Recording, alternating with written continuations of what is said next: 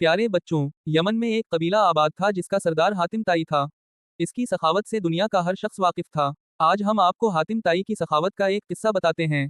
कहते हैं कि रूम के बादशाह के दरबार में एक दिन हातिम ताई की सखावत का तज़किरा हुआ। एक शख्स ने बताया कि हातिम ताई के पास उम्दा नस्ल का एक घोड़ा है। वो खूबसूरत इतना है कि जो भी देखता है उसकी तारीफ किए बगैर नहीं रहता। हातिम ताई की तारीफ सुनकर बादशाह ने कहा, जब तक किसी आदमी को आजमाया ना जाए इस वक्त तक उसके बारे में कोई राय कायम करना अकल के खिलाफ है। बादशाह ने वजीर से कहा कि तुम जाओ और हातिम ताई की सखावत के बारे में हमें मालूमात फराहम करो और इससे कोई ऐसी चीज तलब करो जो उसके लिए सबसे ज्यादा अजीज और सबसे ज्यादा कीमती हो। आप उससे उसका तेज रफ्तार घोड़ा तलब करें। बादशाह को दरबारी की ये बात पसंद आई। इसने वजीर से कहा कि तुम हातिम ताई के पास जाओ और उससे उसका घोड़ा मांगो, अगर वो घोड़े का एसार कर देता है तो हातिम ताई यकीना सखी है। वजीर और बादशाह के दरबारी सफर तय करते हुए रात के वक्त हातिम ताई के घर पहुंचे। जिस वक्त ये लोग वहां पहुंचे मूसलाधार बारिश हो रही थी। घुप अंधेरे में बादलों की गरज चमक माहौल को खौफनाक बना रही थी।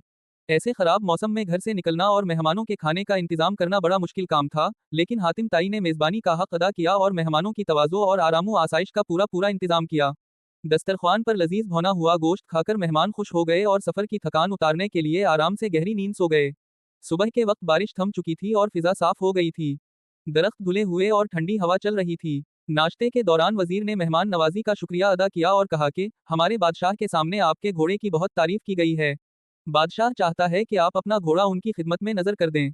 वजीर की बात सुनकर हातिम ताई अफसोस के साथ हाथ मलने लगे और अफसुर्दा लहजा में कहा कि अगर आप घोड़ा लेने आए थे तो ये बात आते ही मुझे बता देनी चाहिए थी, लेकिन अब मैं मजबूर हूँ इसलिए कि मेरा प्यारा घोड़ा इस दुनिया में नहीं है।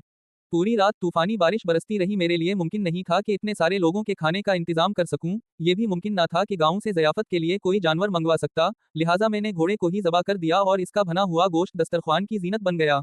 वजीर हातिम ताई की ये बात सुनकर हैरान रह गया।